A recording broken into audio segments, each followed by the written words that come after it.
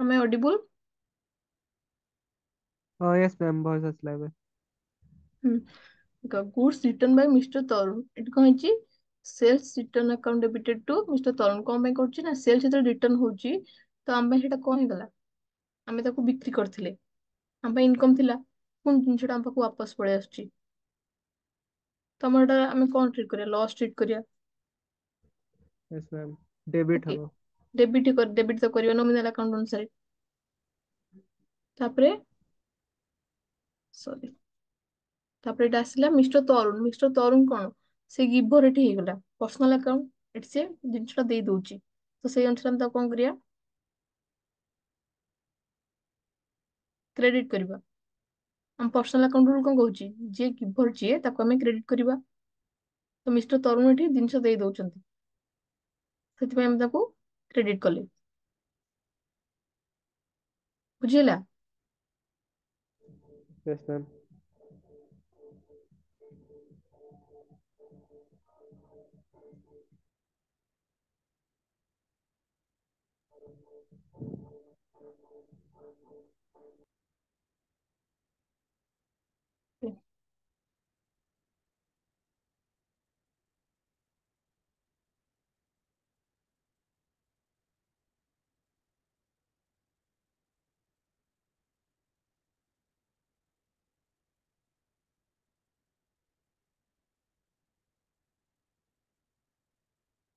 ତାପରେ ଆସିଲା salary. Salary ଆମେ ବିଜନେସ ସାଲାରୀ ପେ କରୁଛେ, ତ ଏଠି କଣ ହବ? ଆମ ପାଖରୁ ସାଲାରୀ ଗୋଟେ କଣ ଏକ୍ସପେନ୍ସେସ୍ ଆମ ପାଇଁ, ଆମେ ଆମ ଏମ୍ପ୍ଲୟି କୁ ସାଲାରୀ ଦବା। Yes ma'am. ତ ଆମ ରୁଲ କଣ କହୁଛି ଦେଖ। सैलरी तो डेबिट हब अकाउंट रो। ହୁଁ, ତ କ୍ୟାश ସେମିତି, କ୍ୟାଶ କଣ ହବ? ଆମ ପାଖକୁ କ୍ୟାଶ ଯାଉଛି ତ ଆମେ ତାକୁ କ୍ରେଡିଟ କରିବା। ତ ସାଲାରୀ ଯେତେବେଳେ ପେ କରିବା ତ କଣ କରିବା? Salary account debited to cash account. Okay. ତାପରେ ଦେଖ, ରେଣ୍ଟ ପେଡ। ରେଣ୍ଟ ପେଡ ରେ ଆମେ କଣ କରୁଛେ? ରେଣ୍ଟ ଟା ଦଉଛେ, ଯେମିତି ସାଲାରୀ ଦଉଥିଲେ, ସାଲାରୀ କେମିତି ଡେବିଟ କରୁଥିଲେ, ସେମିତି rent account debited to cash account. Okay, cash ଆମ ପାଖକୁ ଯାଉଛି ବିଂ ରେଣ୍ଟ ପେଡ।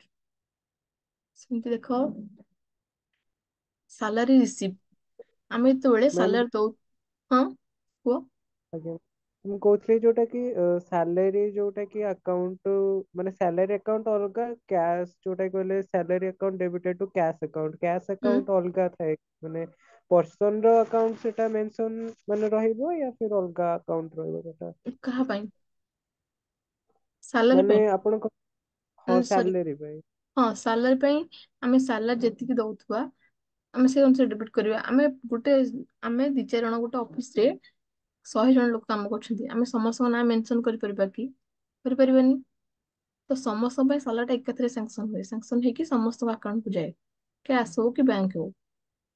ଓକେ, ତ ସମସ୍ତଙ୍କ ପାଇଁ ସେ ଗୋଟେ ସାଲାରୀ ଆକାଉଣ୍ଟ ମେଣ୍ଟେନ ହଉଥିବ। ବୁଝିଲା? ଗୋଟେ ସାଲାରୀ ଆକାଉଣ୍ଟ ରେ ଏଥିରେ ପଇସା ସାଙ୍ଗସନ ହେଇକି ସମସ୍ତଙ୍କ ପାଖକୁ ଯାଏ। ଥୋଡି ନା ସମସ୍ତଙ୍କ ନାଁ ଥରେ ଥରେ ମେନସନ ହବ, ସେମିତି ହବନି। ତ ଏକାଥରକେ ମାନେ ଗୋଟେ ଯେମିତି କି 5,000 ଯଦି ଜଣଙ୍କୁ ପେମେଣ୍ଟ ମାନେ ସାଲାରୀ ଦବାର ଅଛି, ତ ହୁଁ, ଏକାଥରକେ 5,000 ହିଁ ମାନେ ଯୋଉଟା କି ଆକାଉଣ୍ଟ ରୁ ଡେବିଟ ହବ ୟା ଫିର ମାନେ ଏକାଥରକେ ପୁରା ହୋଲ ଆମାଉଣ୍ଟ ଯେମିତି କି ନା, 100 ହୋଲ ଜଣ ଆମାଉଣ୍ଟ ଆମର ହଉ। ରେକର୍ଡ ହବ, ହୋଲ ଆମାଉଣ୍ଟ, କିନ୍ତୁ ଯାହାକୁ ଯେତିକି ପର୍ସନ ସେତିକି ସେତିକି ଦିଆହବ। ସେମିତି ରେଣ୍ଟ କୁ, ରେଣ୍ଟ ସେମିତି ଲ୍ୟାଣ୍ଡଲord, ଯେମିତି ଆମେ ଯାହାକୁ ଲ୍ୟାଣ୍ଡଲord ଘର ଭଡା ଆଣିଥିବା, ସେତେବେଳେ କଣ କରିବା? ତାକୁ ଆମେ ପଇସା ଦବା। ଆମେ 10ଟା ଜାଗାରେ ବିଜନେସ ଖୋଲିଛେ, 10ଟା ଜାଗାରୁ ରେଣ୍ଟ ଆସୁଛି, ଥୋଡି ନା ଆମେ ଗୋଟେ ପରେ ଗୋଟେ ସବୁ ସମସ୍ତଙ୍କ ନାଁ ଲେଖିବା। ତ ରେଣ୍ଟ ପାଇଁ ସେମିତି ଗୋଟେ ରେଣ୍ଟ ଆକାଉଣ୍ଟ କରିବା, rent account debited to cash. Okay. Yes ma'am. ତାପରେ ଆସିଲା ସାଲାରୀ ରିସିଭ। ଆମେ ଏଠି କଣ କରୁଥିଲେ? ସାଲାରୀ ଦଉଥିଲେ, ଏଠି କଣ କରୁଛେ? ସାଲାରୀ ରିସିଭ କରୁଛେ। କ୍ୟାଶ ଆସିଲେ, କ୍ୟାଶ ରିସିଭ କଲେ ତାକୁ କଣ କରିବ? ଅଲୱେଜ ମନେ ରଖ, କ୍ୟାଶ ରିସିଭ କଲେ ଡେବିଟ କରିବ। Cash account debited to salary. କାହା ଥ୍ରୋରେ ଆସୁଛି? ସାଲାରୀ ଆସୁଛି। ଇନକମ ଆଉ ଗେନ୍ସ ଆମେ କଣ କରୁଥିଲେ? କ୍ରେଡିଟ କରୁଥିଲେ। ବୁଝିହେଲା? Yes ma'am. ତ ଟୁ ସାଲାରୀ ଆକାଉଣ୍ଟ କଲେ। ତ ବିଙ୍ଗ ସାଲାରୀ ରିସିଭ ଯେମିତି ଆମେ ଲେଖିଲେ, ଯୋଉଟା ଆମେ ଦେଖ ଏଇ ଷ୍ଟେଟମେଣ୍ଟରୁ ଆମେ ଜାଣିପାରୁଛେ କି ଆମେ କଣ କରୁଛେ। ବିଙ୍ଗ ସାଲାରୀ ରିସିଭ ମାନେ ଆମେ ସାଲାରୀ ରିସିଭ କରୁଛେ। ଯଦି ପେମେଣ୍ଟ କରୁଥିବା ବିଙ୍ଗ ସାଲାରୀ ପେଡ୍, ତ ଦିଆହେଇଛି ସାଲାରୀ ଦିଆହେଇଛି। ତ ଏଇ ଯୋଉ ନାରେସନ ଷ୍ଟେଟମେଣ୍ଟରୁ ତମେ ଜାଣିପାରୁଥିବ କି ଜିନିଷଟା କଣ ଘଟିଛି। ବୁଝିହେଲା। Yes, ତାପରେ ma'am. ତ ଏଟା ଯୋଉ salary ଟା ଆସିଛି ଯୋଉ କ୍ୟାଶ ଆକାଉଣ୍ଟ କୁ ଟୁ ହୁଁ ସାଲାରୀ ଆକାଉଣ୍ଟ ହୁଁ ଏଟା ରିସିଭ ହେଇଛି, ତ ଏଟା ତ କ୍ରେଡିଟ ହବ, ଇନକମ ଟା ଗେନ୍ ହେଇଛି। ହଁ, ଆମ ନୋମିନାଲ ଆକାଉଣ୍ଟ କଣ କହୁଛି ପଢୁନ। ହଁ, ଯେଟା ଡେବିଟ ଅଲ ଦ ଏକ୍ସପେନ୍ସେସ୍ ଅର ଲସେସ୍, ହଁ କ୍ରେଡିଟ ଅଲ ଦ ଇନକମ ଗେନ୍, ସେଟା ତ ଗେନ୍ ହେଇଛି, ସାଲାରୀ ରିସିଭ ହେଇଛି। ହଁ, ଗେନ୍ ହେଇଛି, ତ ତା କ୍ରେଡିଟ ହବ ନା ଡେବିଟ ହବ, କଣ ହବ। କ୍ରେଡିଟ ହବ, ଇନକମ ଆସିଛି, ଗେନ୍ ହେଇଛି। କ୍ରେଡିଟ ହବ, ତ ଆମେ ଏଠି କ୍ରେଡିଟ ତ କରିଛେ। Yes, ma'am. ବୁଝିପାରିଲ। ତମେ ଏଠି କ୍ରେଡିଟ ତ କରୁଛ ନା, ସାଲାରୀ କୁ ଆମେ ତ କ୍ରେଡିଟ କରୁଛେ। କ୍ୟାଶ ଟା ଆସିଲା, ତାକୁ ଡେବିଟ କଲେ ରିଅଲ ଅନୁସାରେ, ରିଅଲ ଆକାଉଣ୍ଟ ଅନୁସାରେ ଯାହା ଆସିବ ଆମେ ତାକୁ ଡେବିଟ କରିବା। କ୍ୟାଶ ଆସିଛି ଡେବିଟ କଲେ। ଆଉ ସାଲାରୀ ଆମ ପାଇଁ ଗୋଟେ ଇନକମ, ତ ଇନକମ ହେଲେ ନୋମିନାଲ ଆକାଉଣ୍ଟ ଅନୁସାରେ ଯିଏ ଯାହା ବି ଇନକମ ହେଇଥିବ ଆମେ ତାକୁ କ୍ରେଡିଟ କରିବା, ତମେ ତାକୁ ଏଠି କ୍ରେଡିଟ କରୁଛେ। Yes, ma'am. ହୁଁ। ତାପରେ ଆସିଲା ରେଣ୍ଟ ରିସିଭ। ସେଠି ଆମେ ରେଣ୍ଟ ପେ କରୁଥିଲେ, ଏଠି ରେଣ୍ଟ ରିସିଭ କରୁଛେ। ତ କଣ ହବ, ସେମିତି ଯେମିତି ଯୋଉ ସାଲାରୀ ରିସିଭ ଏମିତି କରିଥିଲେ ସେମିତି ରେଣ୍ଟ ରିସିଭ କରିବା। Cash account debited 3000 to rent account. Okay. Rent ଆମ ପାଇଁ ଏଠି ଗୋଟେ ଇନକମ, ତ ଆମେ ତାକୁ କ୍ରେଡିଟ କଲେ। ତ ବିଙ୍ଗ ଆମାଉଣ୍ଟ ରିସିଭ ଫର ରେଣ୍ଟ।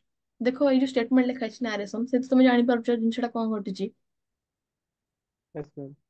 ଓକେ। ତାପରେ ଏଇଟା ଆମେ ଗୋଟେ ଜର୍ନାଲ କରିବା। ଏଇଟା ଗୋଟେ ସ୍କ୍ରିନସଟ ନିଅ। ମୁଁ ଗୋଟେ ବ୍ରେକ୍ ଦେବି, ବ୍ରେକ୍ ପରେ ପୁଣି ଜଏନ କରିବ। ଏଇଠି ମୁଁ ତମକୁ କୋଶ୍ଚିନ୍ ଟା ଫାଷ୍ଟ ଏକ୍ସପ୍ଲେନ କରିଦଉଛି, ବ୍ରେକ୍ ପରେ ଆମେ ତାକୁ କରିବା। ଓକେ। ଫାଷ୍ଟ ଲେଖା ହେଇଛି ସହିବା started business with cash rupees 3 lakh। ସେ ବିଜନେସ ପାଇଁ 3 ଲାଖ ରେ ଷ୍ଟାର୍ଟ କରିଛି ବିଜନେସ ଟା। କ୍ୟାଶ କଣ୍ଟ୍ରିବ୍ୟୁଟ କରିଛି କେତେ ଲକ୍ଷର, 3 ଲକ୍ଷର। ତ ଏଠି ଆମର କୋଉ ଦିଟା ଆକାଉଣ୍ଟ ଆସିବ କୁହ ମତେ ଟିକେ। କୋଉ ଦିଟା ତ ଆସିବ। ଏଠି ପର୍ସନାଲ ଆକାଉଣ୍ଟ ଆସିବ। ପର୍ସନାଲ ଆକାଉଣ୍ଟ ଆସିବ, କ୍ୟାଶ ଆସିବ, ଆଉ ଗୋଟେ କ୍ୟାପିଟାଲ ଆସିବ, ସହିବାର କ୍ୟାପିଟାଲ। ଓକେ। ତାପରେ ଆସିଲା ପରଚେଜ ଗୁଡସ୍ 7050 ଟଙ୍କାର ଆମେ 7050 ଟଙ୍କାର ଆମେ ଜିନିଷ ପରଚେଜ କରୁଛେ। ଦେଖ ଏଠି କିଛି ବି ରିମାର୍କ ଲେଖା ହେଇନି, ମୁଁ କହୁଥିଲି କିଛି ବି ରିମାର୍କ ଲେଖା ହେଇନଥିବ ଜାଣିବ ସେଇଟା cash transaction. purchase goods for rupees 7050 means it is a goods. cash transaction, କାରଣ କିଛି ବି ଲେଖା ହେଇନି। ଓକେ। ତାପରେ ଆସିଲା purchase goods from Mohit for rupees 3000। ଏଠି from ମୋହିତ ଲେଖା ହେଇଛି, କିନ୍ତୁ କ୍ୟାଶ ହେଇଛି କି କ୍ରେଡିଟ ଟ୍ରାଞ୍ଜାକ୍ସନ କି କ୍ୟାଶ ଟ୍ରାଞ୍ଜାକ୍ସନ ଲେଖା ହେଇନି। ତମେ ଏଇଟା କନସିଡର କରିବ କି ଇଟ ଇଜ ଏ କ୍ରେଡିଟ ଟ୍ରାଞ୍ଜାକ୍ସନ। ଆଉ ତମେ ଯୋଉ କ୍ୟାଶ କୁ କ୍ରେଡିଟ କରୁଥିଲ, ଏଠି ମୋହିତ କୁ କରିବ, କାରଣ ମୋହିତ ଆମ ପାଇଁ ଏବେ କ୍ରେଡିଟର ହେଇଗଲା। ମୋହିତ ଦଉଛି। ଓକେ। ମୋହିତ ପର୍ସନାଲ ଆକାଉଣ୍ଟ ଅନୁସାରେ ଯିଏ ଦବ ଆମେ ତାକୁ କ୍ରେଡିଟ କରିବା। ବୁଝି ହଉଛି। Yes, ma'am. ତାପରେ ଜାନୁଆରୀ 7 ରେ କହିଛି additional capital contribute into business rupees 50,000। First ସହିବା 3 ଲାଖ ଦେଇକି ବିଜନେସ ଟା ଷ୍ଟାର୍ଟ କରୁଥିଲା। ପୁଣି ଏବେ ଆଡିସନାଲ କ୍ୟାପିଟାଲ କଣ୍ଟ୍ରିବ୍ୟୁଟ କରୁଛି, କେତେ ଟଙ୍କା ନା 50,000। ଯେମିତି ପୁଣି ବିଜନେସ କୁ କ୍ୟାଶ ଆସିଲା, ତ କ୍ୟାଶ କୁ ଡେବିଟ କରିବା। ତ କଣ ପାଇଁ ଆସିଛି, କ୍ୟାପିଟାଲ ବାବଦରେ ଆସିଛି, ତ କ୍ୟାପିଟାଲ କ୍ରେଡିଟ କରିବା। ଓକେ। ତାପରେ ଆସିଲା Yes, ma'am. Goods withdrawal Bai ସହିବା ଫର ପର୍ସନାଲ ୟୁଜ। ପର୍ସନାଲ ୟୁଜ ପାଇଁ ଯଦି ଗୁଡସ୍ ୱିଡ୍ରଲ୍ କରିବା, ଆମେ ଏଠି କଣ କରୁଥିଲେ, ଡ୍ରଇଂସ୍ ଆକାଉଣ୍ଟ କୁ ଡେବିଟ କରୁଥିଲେ, ମନେ ଅଛି। ଡ୍ରଇଂସ୍ ଆସୁଥିଲା ଗୋଟେ ୱାର୍ଡ। Okay. ହଁ, ୱିଡ୍ର ହଁ ଡ୍ରଇଂସ୍। ହଁ। ପର୍ସନାଲ ୟୁଜ ପାଇଁ ଯାହାବି ୱିଡ୍ର କରିବ ପ୍ରୋପାଇଟର, ତାକୁ ଆମେ ଡ୍ରଇଂସ୍ କହୁଥିଲେ। ତ ସେଇଟା ବି ଗୋଟେ ଟ୍ରାଞ୍ଜାକ୍ସନ, ତାକୁ ବି ଦେଖିବା। ତାପରେ ଇନକମ ଟ୍ୟାକ୍ସ ପେଡ୍, ଆମ ବିଜନେସ ଅଛି ମାନେ ଟ୍ୟାକ୍ସ ଡିଟିଜ ପେମେଣ୍ଟ ହଉଥିବ। ଓକେ। ଇନକମ ଟ୍ୟାକ୍ସ ପେଡ୍ ହେଇଛି, ସେଥିପାଇଁ ବି ଟ୍ରାଞ୍ଜାକ୍ସନ କରିବା। ତାପରେ ଅଛି ତାପରେ କଣ ଆସିଲା ସୋଲ ଗୁଡସ୍। ଗୁଡସ୍ କୁ ଆମେ ସେଲ କଲେ। ସେଲ କଲେ ବି କଣ ହଉଥିଲା, ସେଲ କଲେ କେମିତି ଆକାଉଣ୍ଟ କରୁଥିଲା, କ୍ୟାଶ ଆମ ପାଖକୁ ଆସୁଥିଲା। ହଁ, sales nominal account. Nominal account sales ହେଲା ଆମ ପାଇଁ ଇନକମ୍, ଆମେ ତାକୁ କ୍ରେଡିଟ କରୁଥିଲେ। ଓକେ। Yes, ma'am. ତ ଏଇଠି ମୁଁ ବ୍ରେକ୍ ଦଉଛି, ବ୍ରେକ୍ ପରେ ପୁଣି ଜାଣିଥିଲେ ମୁଁ ଏଇଟା ପୁରା ବନେଇକି ଦେଖେଇବୁ। ଓକେ। Yes, ma'am. 10 ମିନିଟ୍ ପରେ ଜଏନ୍ କରିବୁ।